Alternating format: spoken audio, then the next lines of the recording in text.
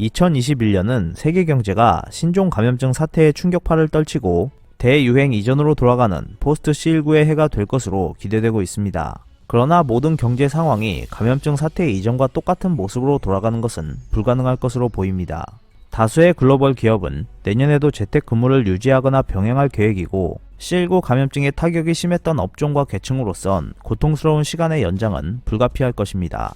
무엇보다 전염병의 세계적 대유행 직후 어마어마하게 풀린 유동성이 글로벌 경제의 뉴노멀로 자리잡을 전망입니다. 당분간 돈이 더 살포될 수밖에 없는 상황에서 이미 자산 시장을 들쑤셔 놓은 거대한 유동성의 힘이 경제를 얼마나 높이 밀어 올릴지, 이 과정에서 자산 거품이 발생해 실물 경제와의 괴리를 더 키울지, 만약 거품이 쌓인다면 언제 어떤 식으로 터질지가 주목할 포인트입니다. 거시지표상으로 세계 경제가 대유행 전인 2019년 수준으로 회복할 것이라는 데에는 별다른 이견이 없습니다. 주요 기관들의 내년 글로벌 성장률 전망치는 경제협력개발기구와 글로벌 시장조사업체 ISH 마켓이 4.2%, 국제통화기금이 5.2%입니다.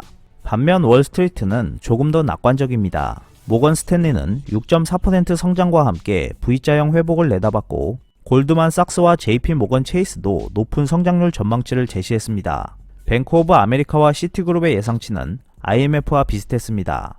또한 내년 성장을 견인하는 중심축이 중국과 아시아 신흥국들이 될 것이라고 보는 이들도 있습니다. 특히 중국은 최소 8% 이상의 높은 성장률을 찍고 견조한 회복세를 보일 것으로 전망되고 있습니다. 세계 최대 자산 운용사인 블랙록의 마이크 파일 글로벌 투자전략 부분 책임자는 지난 12월 17일 한국투자공사 뉴욕지사 주관으로 열린 온라인 세미나에서 중국이 다른 나라들보다 훨씬 앞서 C19 감염증 이전으로 돌아갈 것이라며 중국에 대한 비중 확대가 필요하다고 강조했습니다. 중국뿐만 아니라 한국, 대만 등 아시아의 이머징 마켓으로 자본이 계속 유입돼 동아시아가 글로벌 성장의 원천이 될 것이라는 것이 파일 책임자의 전망입니다. 미국도 3.1에서 3.8% 범위에서 성장해 2019년 수준을 회복하고 유로존도 5%대 초반 성장률이 예상되고 있습니다. 다만 일본은 1에서 2%대의 낮은 성장률로 회복이 더딜 것으로 관측됐습니다. 전 세계에서 170만 명이 넘는 목숨을 앗아간 C19 감염증이 상흔해도 경제가 이토록 빨리 회복세로 접어든 것은 신속하게 돈을 풀어 조기 진화에 나섰기 때문입니다. 블룸버그 통신에 따르면 올해 1분기에서 3분기 미국에서 광의 통화는 3조 1000억 달러 급증했습니다. 2008년 글로벌 금융위기 후 2015년까지 M2 통화량이 4조 4천억 달러 증가했다는 점을 고려하면 금융위기 후 7년에 걸쳐 풀린 유동성의 70%가 이번에는 1년도 안 돼 시장에 쏟아져 들어온 셈입니다. 세계 각국이 제로금리에 가까운 초저금리를 유지하는 등 완화적인 재정 통화 정책을 펼쳐 유동성 공급에 주력한 덕분입니다. 넘쳐나는 유동성은 경기 회복의 마중물이 된 동시에 지구촌 곳곳에서 주식과 부동산 등 자산 시장의 변동성을 높였습니다. 미국에서는 C19 감염증 피해가 커지는 가운데서도 3대 주가 지수가 사상 최고 기록을 나란히 갈아치우고 주택시장도 역대 최고 수준으로 달아오르면서 실물 경기와의 괴리가 더욱 커졌습니다.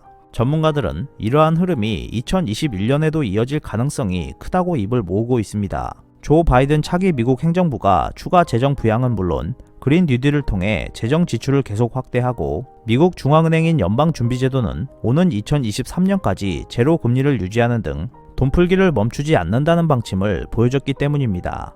돈이 계속 풀리는데 실질 금리는 마이너스 수준에 머무르고 있어서 주식을 비롯한 각종 자산이 내년에도 떨어지기보다는 오를 가능성이 크다는 게 시장의 대체적인 시각입니다. 이 때문에 안전자산인 달러화와 금만 빼고 다 오르는 에브리싱 랠리가 펼쳐질 것으로 보는 이들도 많습니다.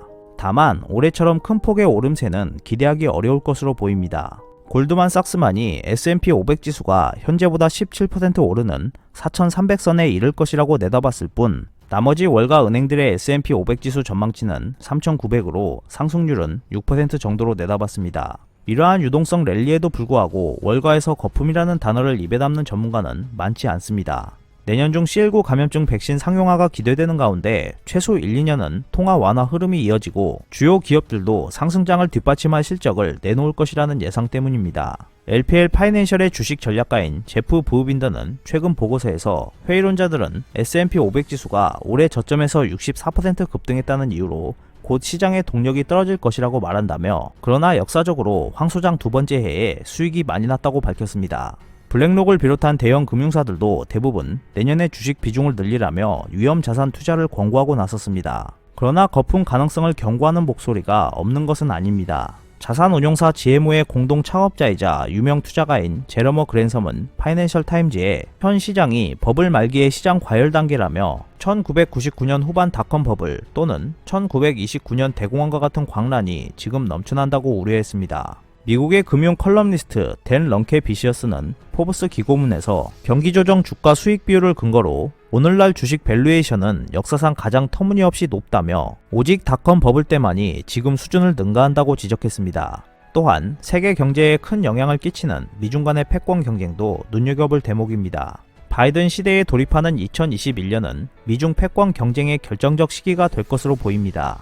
미국과 중국의 갈등은 지난해 최악으로 치달아 신냉전이라는 말까지 나왔습니다. 미국은 중국의 경제 성장과 세력 확장을 막기 위한 강력한 압박을 계속했습니다. 그러나 도널드 트럼프 미국 대통령이 재선에 실패해 2021년 1월에 퇴진하면서 미중 관계와 국제 질서는 커다란 변곡점을 맞이할 전망입니다. 무엇보다 조 바이든 정부가 들어서면 트럼프 대통령 집권 이후 미중 간 힘의 경쟁이 본격화하면서 초래된 양국의 신냉전 구도에 어떤 변화가 올지가 관심사입니다. 미국 정부는 지난 5월 발표한 대중국 보고서에서 중국에 대한 공개적인 압박과 사실상의 봉쇄 전략 등을 토대로 하는 경쟁적 접근을 하겠다고 밝혀 사실상 신냉전을 선언했다는 평가가 나오고 있습니다. 케빈 러드 전 호주 총리는 최근 연설에서 2020년대가 중국과 미국의 미래에 결정적인 10년이 될 것이라고 말했습니다. 바이든 당선인은 중국에 대한 견제 억제 측면에선 트럼프와 유사한 인식을 보이면서도 구체적 접근법에서 큰 차이를 드러낼 것으로 예상되고 있습니다. 바이든은 트럼프가 미국 우선주의로 악화시킨 동맹 관계의 복원을 강조하고 있습니다. 그는 홍콩과 신장 위구르 등 인권 문제에서는 더욱 강경하게 중국을 압박할 것으로 예상됩니다.